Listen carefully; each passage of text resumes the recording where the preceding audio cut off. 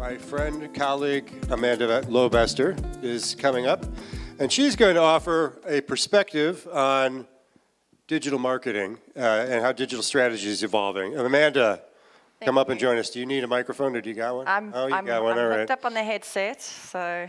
Everyone clap, please, for Amanda, because she's been doing a fantastic job. Thank you. Kind of feel like I got a bit of the graveyard shift now because I'm the only person that's in between you and lunch break. So hopefully I'll try and keep this as entertaining and informative as possible. My style of speaking is very much along educating and masterclass kind of things. So consider me your teacher, and hopefully you guys will get schooled on something that you can find a little bit valuable. You are most welcome to put your hand up and ask for questions anytime through presentation, but then just be aware that it will be eating into lunch break a little bit. Cool, so I'm gonna get started. Topic of my talk is pretty much on strategy and modern business. So my company, Pragmattica, as a full-service management consulting firm, was not intended that way. I had started out specializing in programmatic media trading. So if anyone doesn't quite know what that means, although there are quite a few ad people in the audience, for those of you that are not familiar with it, if you understand how the stock market operates, it's pretty much the same thing, but for ad land.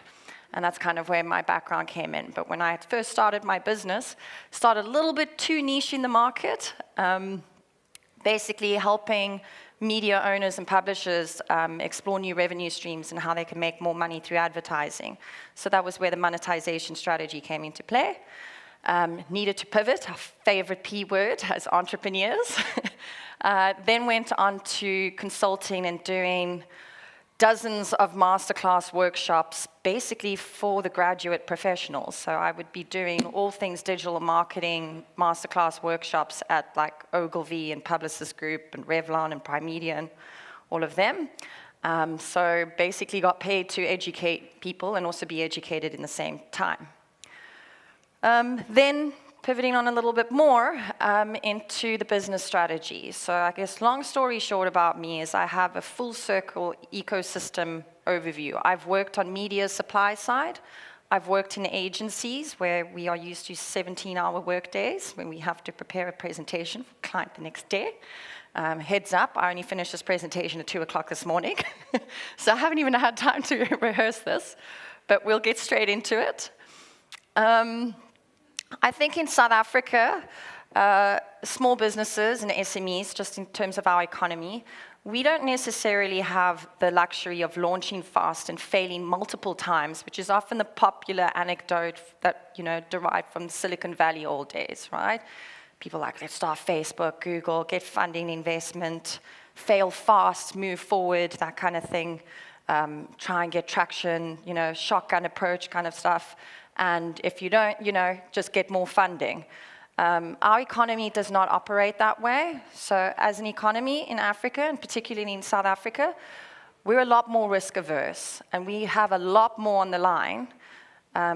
Most business owners don't have a backup plan. They don't have a parent's house that they can go and crash in if they can't afford to pay rent at their place anymore. So when it comes to starting a business and putting your all into it, you have to really have a lot of grit and determination to go through. And then also I think the unemployment rate in this country also forces entrepreneurship for a lot of people. But that makes us a very dynamic nation and where tons of innovation comes to play.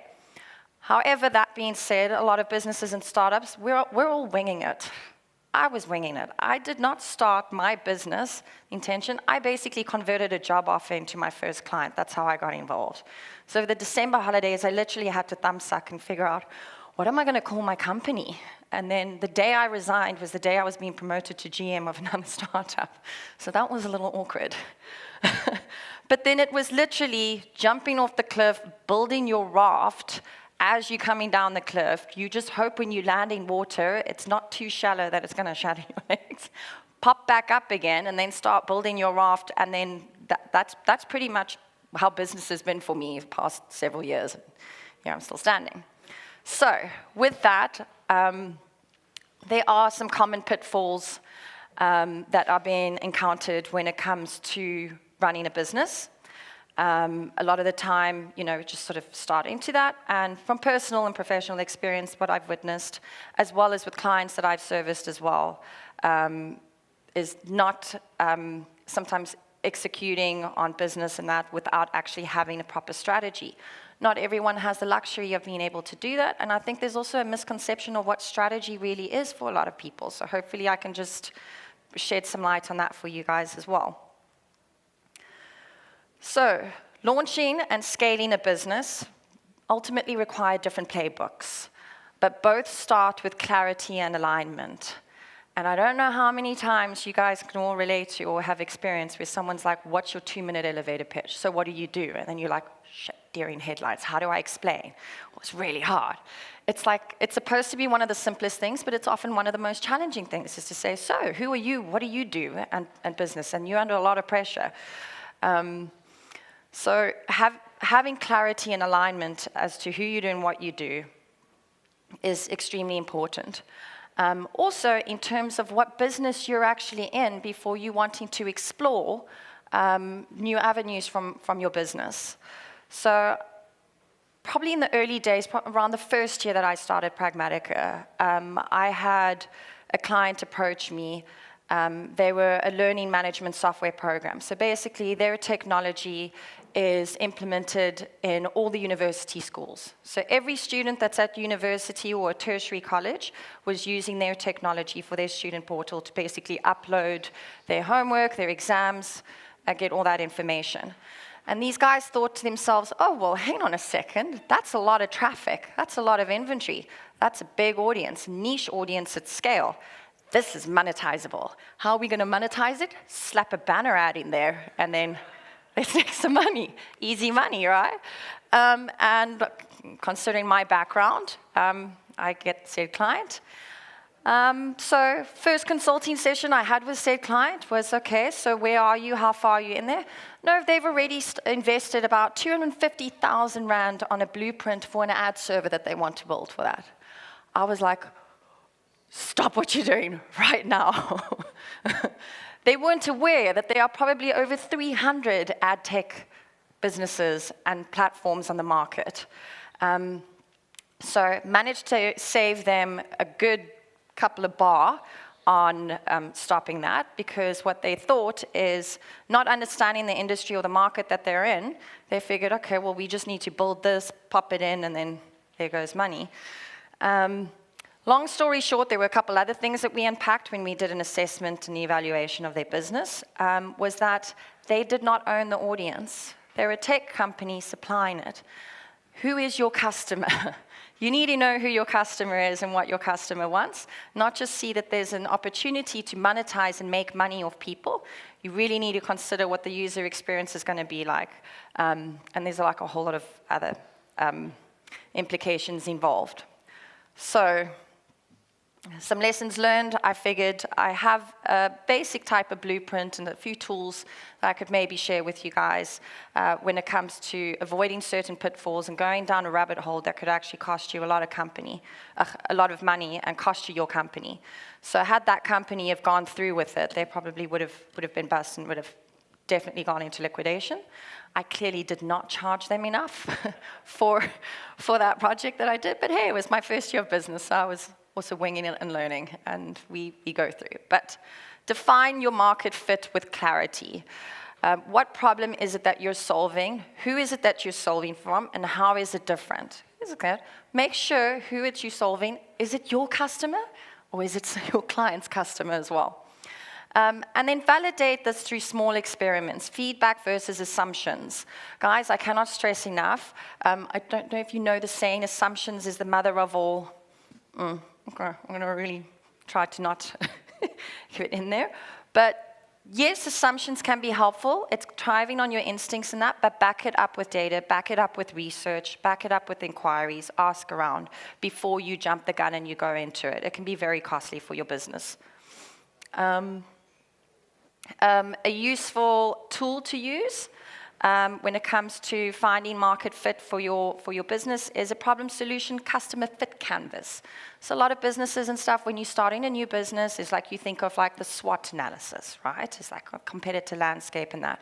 I think this is a much more useful tool.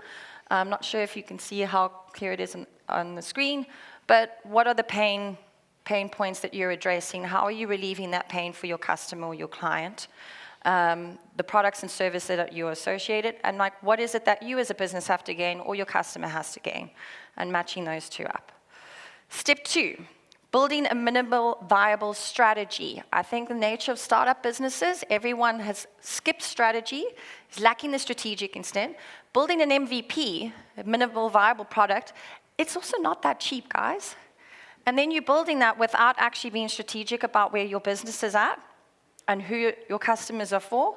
And I've seen this happen countless times in the startup space. People have an MVP, they're wanting to go to funders and investors, looking for investment. The investors are saying, okay, well, what's an MVP? We just need to see that it works and there's traction for it. And I see, like, as entrepreneurs, we're builders. We like building cool stuff. It's like, oh, this is a cool idea. Everything starts off with a cool idea. But I've just seen many times where businesses skip the strategic, intentional part. So a few steps of having a look at how you can build a minimal viable strategy, right? What is your sharpest go-to market wedge? So if you consider like a wedge in a door, it's just something very small where which customer is it that you are really, really targeting? What unique value are you bringing to that specific customer or client? And how are you going to be reaching them? A lot of what happens is what founders, they end up wasting time and resources building the wrong MVP for the wrong market and marketing through the wrong channels. So there's a lot of, the spray and pray approach of marketing, the shotgun approach of starting up businesses and stuff. We're all excited about these things, but if you sometimes need to calm down your excitement and like really center yourself, and you're going to be like, okay, hang on again. We need to actually be much more strategic about this approach so that we can avoid some serious bullets that are going to really, affect our startup businesses. So basically, just find something minimal viable strategy in terms of penetrating the market that just opens up the doors for more customers to go in, and then you build up from there. So basically, this is a more fancy, complex way of just saying baby steps, guys. Baby steps. We're not just going to go into like big leaps and bounds. I have another slide somewhere which is going to be aligned to that, but again, I finished at 2 o'clock in the morning. So I can't remember. Step 3, crafting the lean go-to-market plan. So this can be quite a daunting task to tackle internally and independently as a startup business. It's best to, in my opinion, to work with experienced professionals, whether you have people from the outside, so again, consulting professionals that have worked with other businesses that can actually bring another unique perspective for this. Crafting your go-to-market plan has a lot to do with your business, your product, your sales, and your marketing. It is quite an all-encompassing thing. And what I've also seen quite often with businesses is sometimes people are focusing on product development. That's their silo. They are not communicating with sales, which is that silo, and then there's marketing. And the two shall never meet or work together and function. And what is the result and the outcome of that at the end of the day? The customer is just confused, right? So those are just a couple of basic steps. There's obviously a lot more that you can consider to it, but I think that is just a very good basic foundation and tool and blueprint that you can use. It's also important to leverage digital touch points to reduce friction when you are taking a product to market and to scale. And again, when it comes to social media and digital, it is a very noisy environment. As a startup as well, you don't necessarily have the resources to be everywhere, all over the place. So you have to be very strategic and intentional about where it is that you're wanting to go. For me personally, LinkedIn is my go-to channel that I focus on. Instagram, because we're going to have content and that.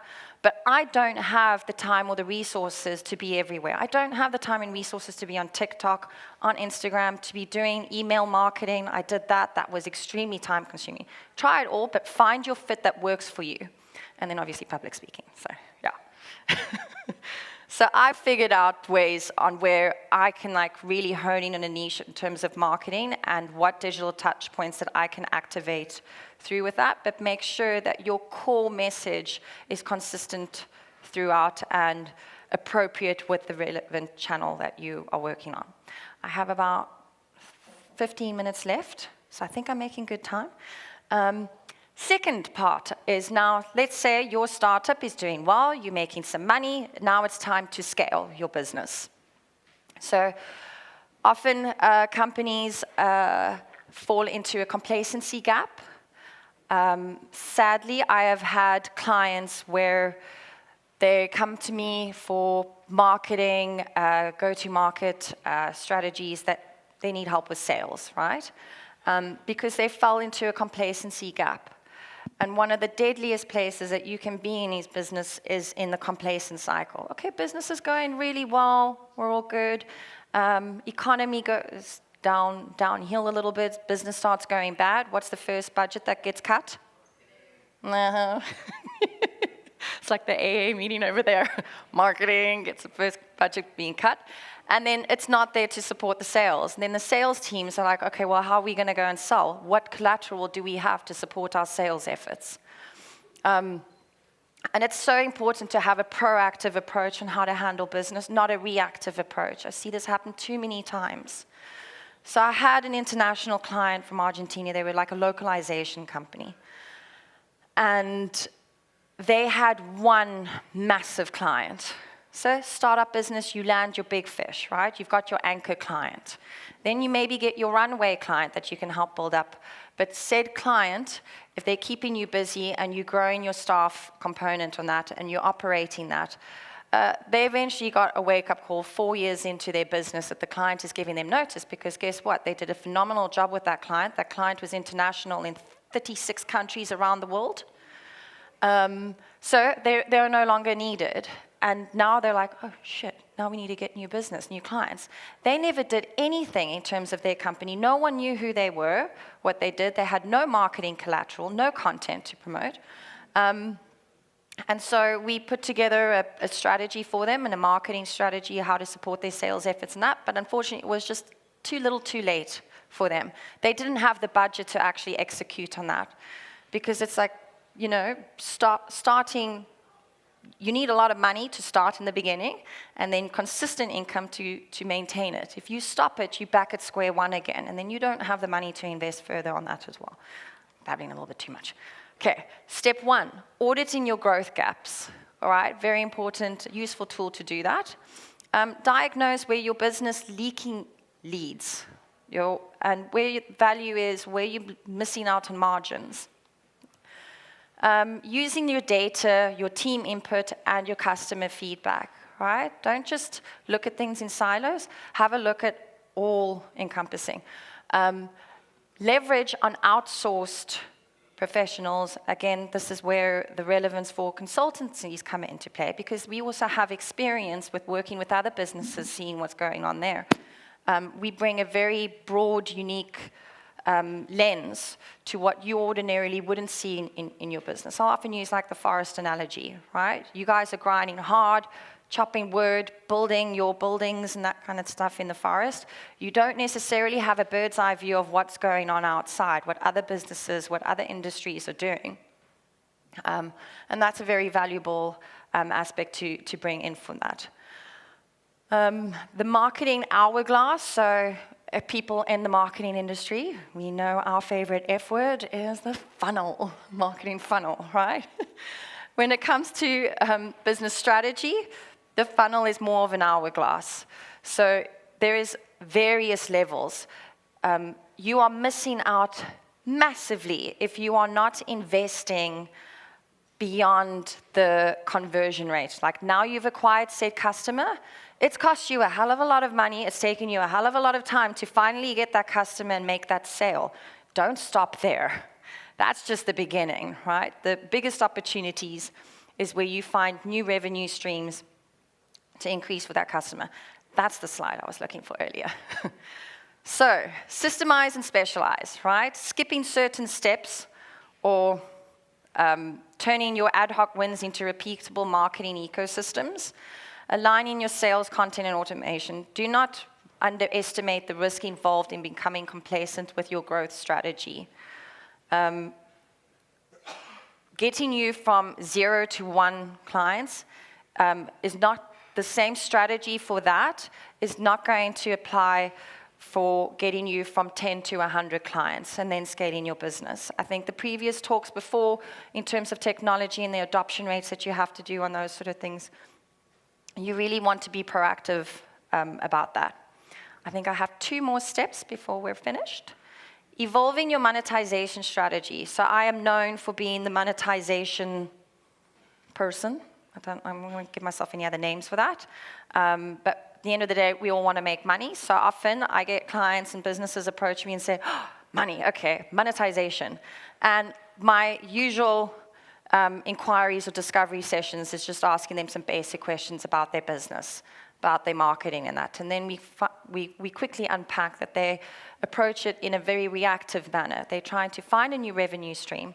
But there's so many gaps within their current business operations that they are missing out on where they can actually upsell with their existing clients. So there's opportunities with not having to even explore a new revenue stream, which can be quite costly because it's basically like starting a new mini business within your business, right? What you want to do is you want to actually look at like little gaps and loopholes. Not loopholes, but gaps in your business where you can actually plug in and then accelerate for that. So the upselling techniques, bundles, partnerships, licensing, affiliate programs, or even monetizing your data. Whatever new monetization or new revenue stream you want to incorporate in your business, keep in mind it's like starting a whole new mini business within that and then integrating that good and the impact that that has on the customer. Back it up with research of qualitative and quantitative data, right? A lot of the time people are purchasing qualitative data. Sometimes it's old school, right? You can get all this big data, these very fancy reports. People are often have like data fatigue. It's like, you know, everything just becomes gibberish and it becomes quite overwhelming. There's nothing more valuable than actually just going to the customer and having a normal, frank conversation.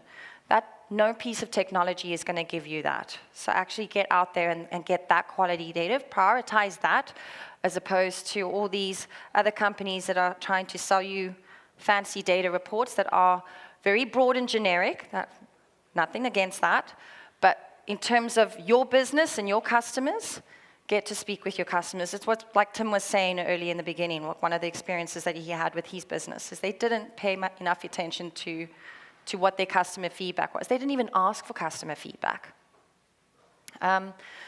So yeah, I think growth is not always about adding more customers, but sometimes it's about adding more value for that customer. That's a much more strategic approach and probably much more valuable, affordable approach for increasing your revenue in your business. This particularly applies more to the B2B industries. There are various nuances that require consideration when exploring your monetization strategies, but you do not want to experiment to the result whereby you upset your early adopters and that you're losing traction in your business. So again, watch out for that gun-ho shotgun approach to say, okay, well now we've been offering a freemium model for our business, now we're just gonna offer a paid rate. I've seen this happen many times, particularly in the media publishing side, where we're all very used to consuming our media and our content for free, and all of a sudden they have these paywalls and these walled gardens. It's a very strategic and fine line approach in which you need to manage that for your business. Yeah. Almost there, guys.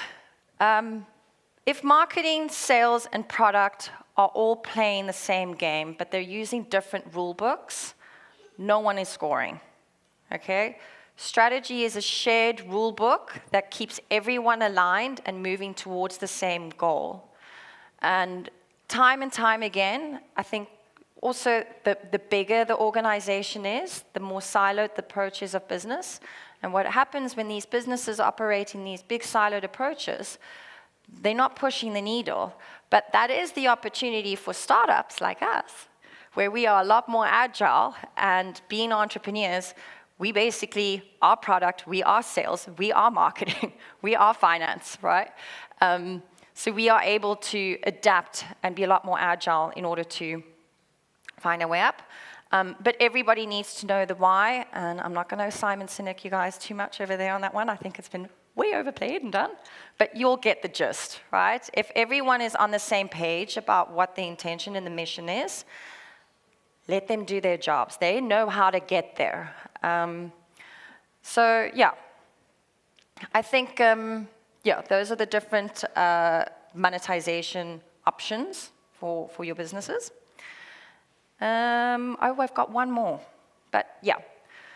So businesses need to be aligned on their why and the ultimate goal. Otherwise, you become susceptible to the silo way of operations. I've said that already. This is where management consulting serves a play in an incremental part in transformation and growth within an organization.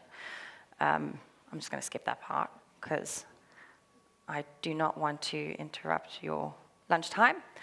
I'm finally leaving you with this little table infographic. I don't know how visible it is. Much better on the big screen than on my little screen. But essentially, finding the right people at the right stage and aligning that with the right purpose is very valuable, and the different stages that you have in your business. So depending where you are and what resources you need, this table is quite useful in order to decide whether you need to approach an agency or whether you need to hire a consultant or a freelancer, or developers, and the various stages that you have in that. I think I have managed to get us in with 4 minutes to spare if anyone has questions. Otherwise, thank you, Amanda. Yeah. Anyone have a question? Oh, we can do that. We can clap for Amanda. Now we do have a question. We got one there. Sorry, guys, I'm rushing this presentation. And we got another one at the back. Okay. Sorry, I thought I'd just break the ice and keep everyone from their lunch as well.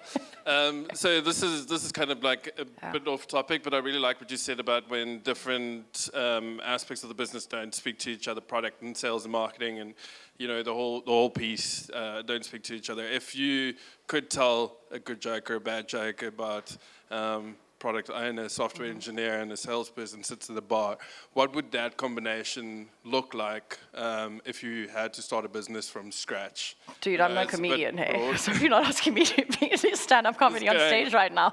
What's the mix of skills that you would say is like that sort of dream team in terms of all of those communicating together and stuff? I think you just answered it right there. It's one word: communication. That's it. I wouldn't go any more into it than that. It's communication. People just don't talk, they don't share. I think what happens a lot is when people mess up and make mistakes. So again, coming back just to South African culture and economy has been very risk averse. People don't communicate that if they made a mistake or if there's something that they don't know. So many people have imposter syndrome. So many people are afraid that they're going to lose their jobs. Particularly in our industry, when it comes to the marketing advertising industry, there's like a whole new language of acronyms. And what happens is, I've seen this happen so many times where, maybe you have a product developer, you have sales, you have a marketing manager, and people are using random acronyms, and it is just so confusing. And then you're too shy or afraid to actually ask what the hell it is that they're talking about, because you don't want to look like an idiot for not knowing or being expected to know those things. Best advice I can give with people is just ask and say, sorry if it's a stupid question, but I'd rather double check and be absolutely certain that I know exactly what you're talking about and what you're referring to. And just do it with a bit of humility. Yeah. Thanks. There's a question at the back. Oh, let Yeah. them all be women. Hey? It will be better that way. Amanda, how do you go about defining your own ideal customer profile? Didn't. My customer profile would basically be a company that has big part of their strategy sort of in place. Like they know what they want, they know where they want to be, where they want to get to.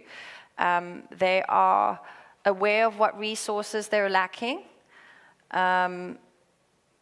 Often clients, I say to businesses, it's not to say that you don't know what you're doing or you don't know how to do it, but often it's a case of you don't have the time and capacity to do that. Your time and resources is better invested in sales and running and operating the business. So as a consultant, allow us to be the operators or the admin staff on your behalf to get this through. I think what has been quite challenging to sort of get businesses off the line with some clients is that they don't know how to even communicate their business. And so we go backtrack to like a whole communication strategy on just being able to articulate that well. So ideal client is to say they know how to articulate their business or their pain points, but they just need a little bit of guidance on how to get there. And so facilitating the implementation thereof is kind of like my sweet spot. I often kind of say, consider me your digital doctor. We're going to have a therapy session the first time you come through. It's just like, there's the couch.